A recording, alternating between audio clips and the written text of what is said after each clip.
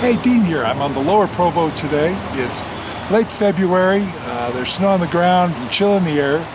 A little bit of wind, but I plan on doing a little fishing today and seeing if I can get something hooked up.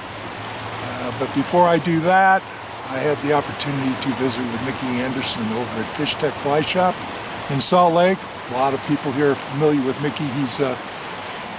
He makes appearances on some local TV shows with fishing reports. Just an awesome guy, a ton of knowledge. Really understands the local fisheries here. So he's going to share some strategies and some fly patterns for late winter fishing.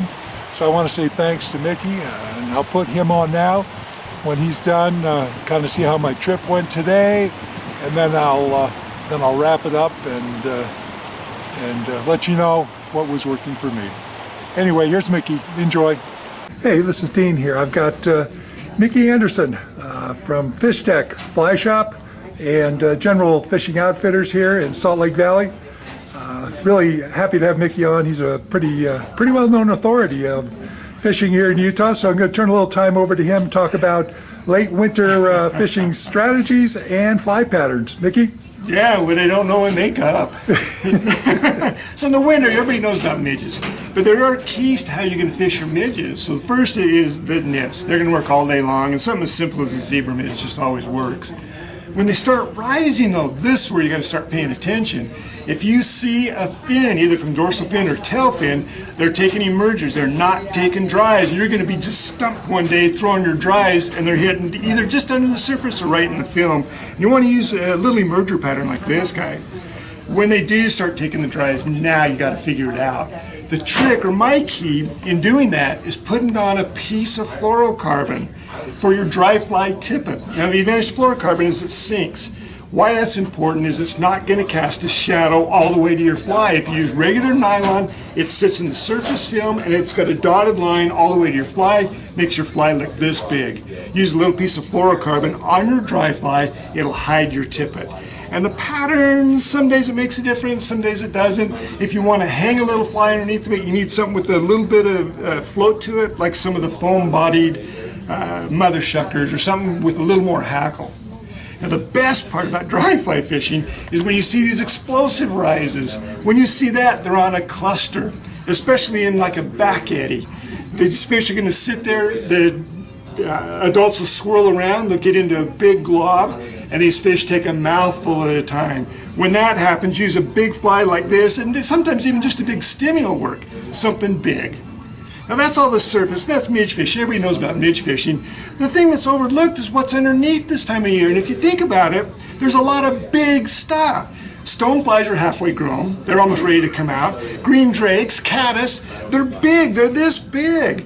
And they see a lot of big nymphs, and you can use attractors, like just a big prince nymph, that always works in the winter, or a big 20-incher. One of my favorites is worms. I fish worms all the time, and you think about it, worms are always in the water, they're just continually growing. Worm patterns are deadly. I like the ones that are tight on the hook, but some of the loose ones also work. And the last thing, don't forget about streamers. Throw these once in a while. If it's a day that they'll chase, you're going to know that right away. If not, put it away and go back to your nymphs, or hopefully a little bit of dry fly fishing. For the nymphs, have a variety of colors in your zebra midges. It's such a simple pattern. You need those. If you're tying, maybe tie a few without beads that you could hang underneath of a dry.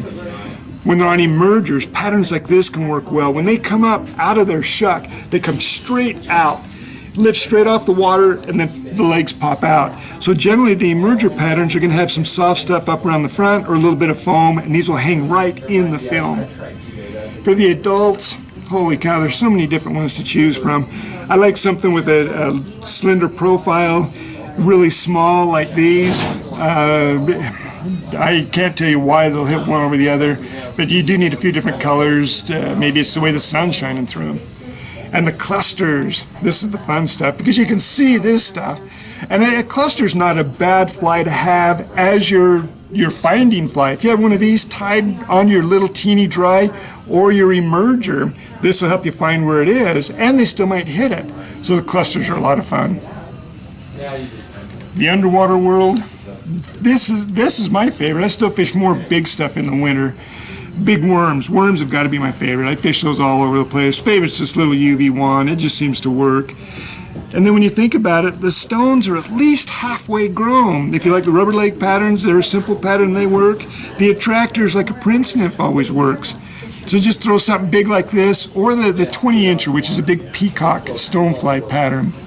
Green drake nymphs are halfway grown. Caddis are big right now. You get the big case builders, or net builders, excuse me, they're big like this. Lots of big stuff under the water. Just turn over a few rocks and see what's there. And then don't forget the streamers. Throw a streamer once in a while. You'll know right away if they're willing to chase. And just throw something big, something that's easy to find. That way you can see if the fish are coming in behind it. And if they're not, go away from that. But when they are, streamers can be fun in the winter. I'm Mickey Anderson from Fish Tech. I'm in the store all the time. We have these flies, and we stay current on all our flies, and we have the tying material to tie any of this any time of year. Come on down, and we'll see you in the store. All right, thanks, Mickey. Hey, come down to Fish Tech. It's like a candy store if you tie. There is virtually no materials I can think of that you need to tie with that they don't have down here. And great people. So thanks, Mickey. You bet. Thank you.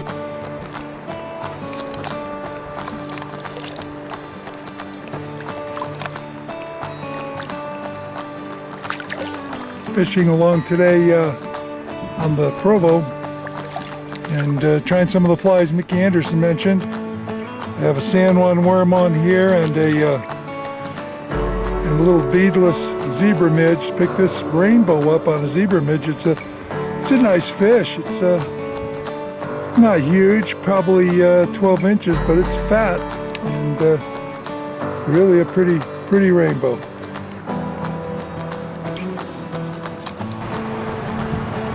In February, if you can find a nice little spot like this to fish, generally you can hook a few up if you got the right flies. Just make sure you're getting down and keep an eye, the water's clear, keep an eye down there. A lot of times you can see the fish kind of flash as they turn sideways to grab something to eat, give you an idea where they're laying.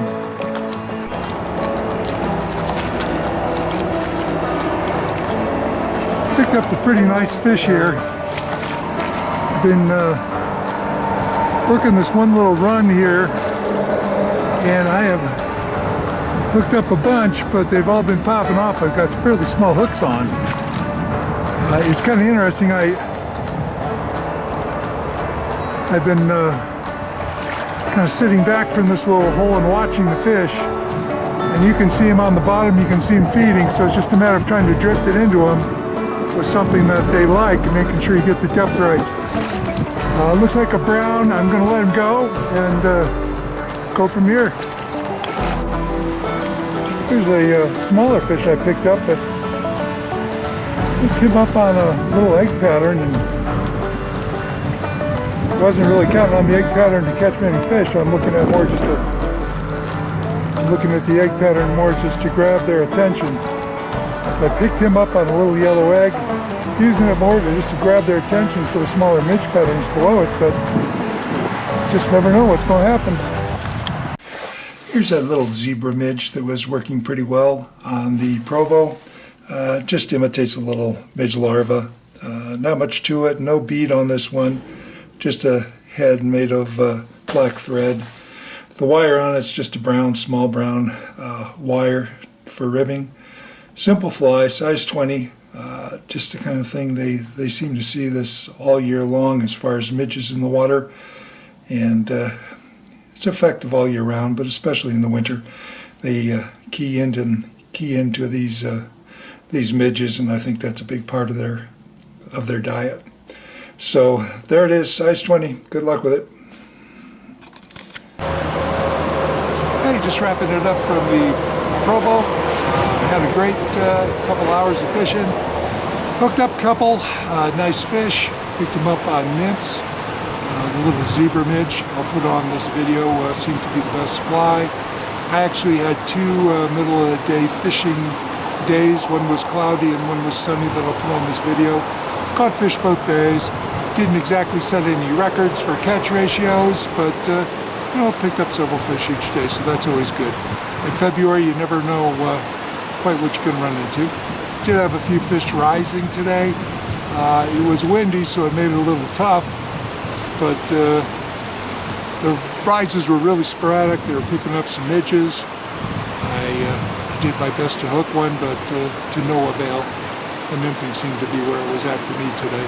Hopefully the midge hatches will just get nothing but better as the year moves along, and we'll be getting into some good dry fly fishing with the midges.